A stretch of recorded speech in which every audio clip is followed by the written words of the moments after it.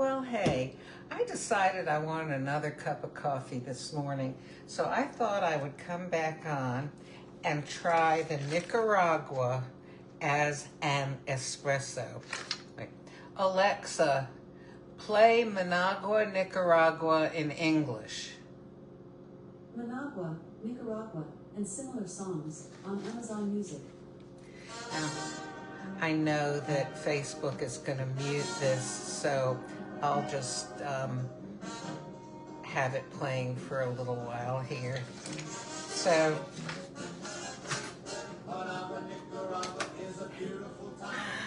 sounds like, what, 1940s music? Hi, Phyllis, and I'm sorry, I do not know how to pronounce IUY, but if you will please put it in the comments, then I'll know. So, it is Thursday, April 10th, 2025, just about 10 a.m., a little bit earlier. Alexa, stop. Earlier, I did the Nicaragua as a lungo because if you look at the box, it tells you do it as espresso or lungo. And this is supposed to have honey notes.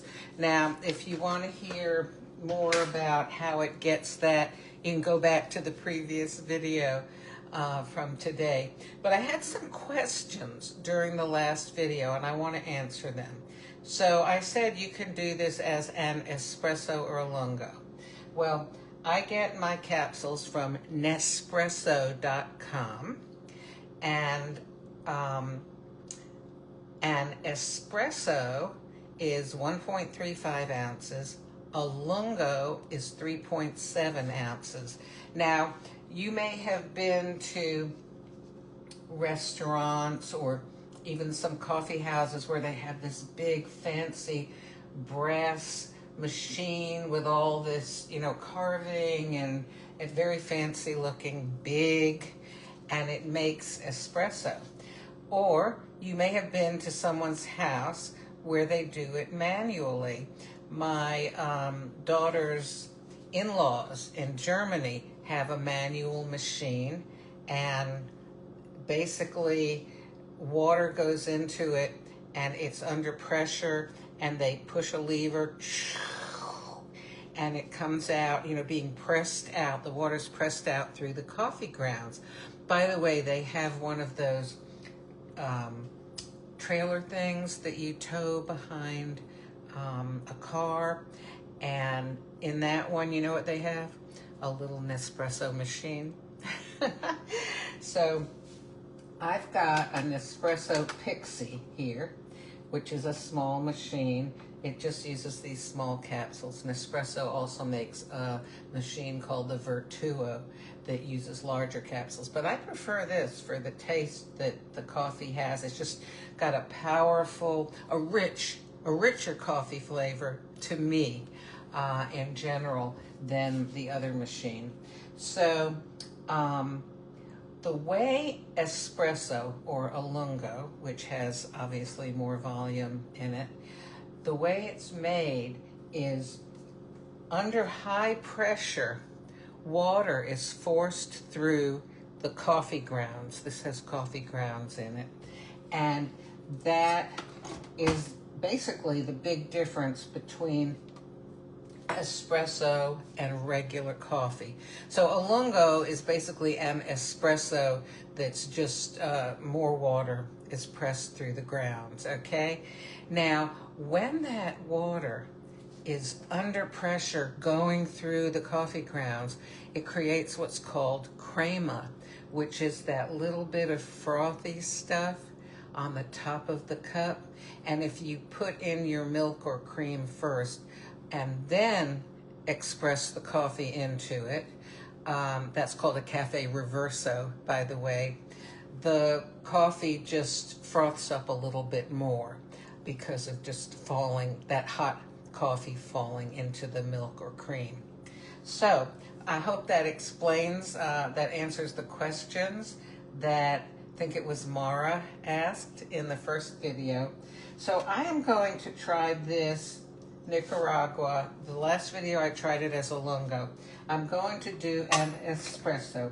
My machine has 2 buttons for espresso or lungo.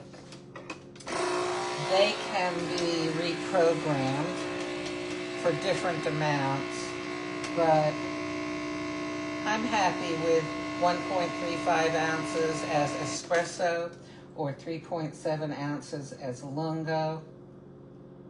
And, you know, if I wanted a double espresso, I just put in another capsule, and obviously a double espresso is going to be 2.7 ounces, which is twice 1.35 ounces. Okay. Oh, and I need to put some more water in soon. Now, if you taste the crema, which is what mostly came up on the spoon there, you can see the crema on top of the coffee. It's going to usually be a little bit bitter and overwhelming because the coffee oils that form the crema, because of that hot water going through under pressure, they're frothed up with, I don't know, air, carbon dioxide, not sure, don't remember, but they form this nice little layer of foam. And some coffees have a thicker layer and some a thinner layer.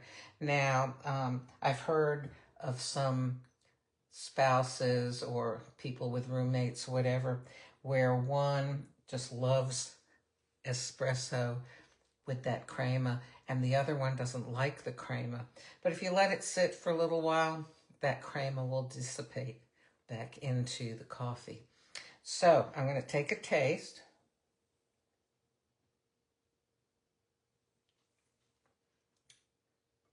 You know, this is really good. Wow. Now, I put a whole creamer into that lungo I had earlier. I'm just going, and by the way, the lungo, I really liked black. I'm going to put a whole creamer into this too.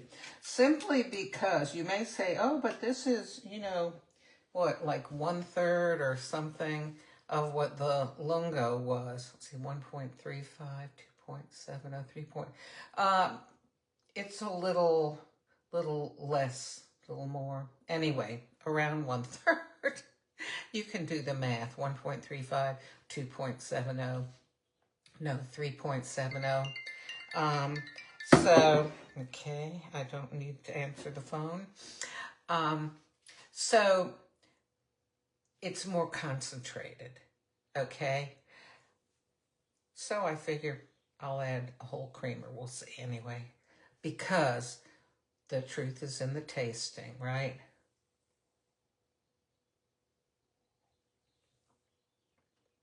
Oh my goodness, this is delicious. Now, the taste of the creamer is definitely more prominent this way, but it's almost like a dessert.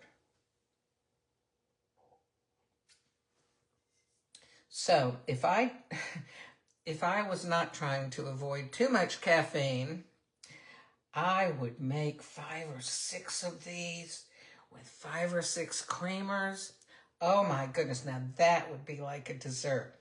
Anyhow, so I just wanted to give this a try and share with you the experience. And I'm going to go sit and enjoy this. It's just going to be a very brief enjoyment because, there's not a whole lot in the mug. And by the way, I was going to say, in movies and on TV, when someone has an espresso, it's usually in that tiny little short cup. And that's because, 1.35 ounces is not very much. And if they have a lungo, it's usually in a cup about like that and sort of a little bit narrow compared to a coffee mug. I do have lungo cups somewhere.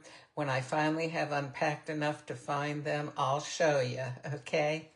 I'm going to go ahead and go now and enjoy this, and I'll talk to you another day. Thanks for joining me.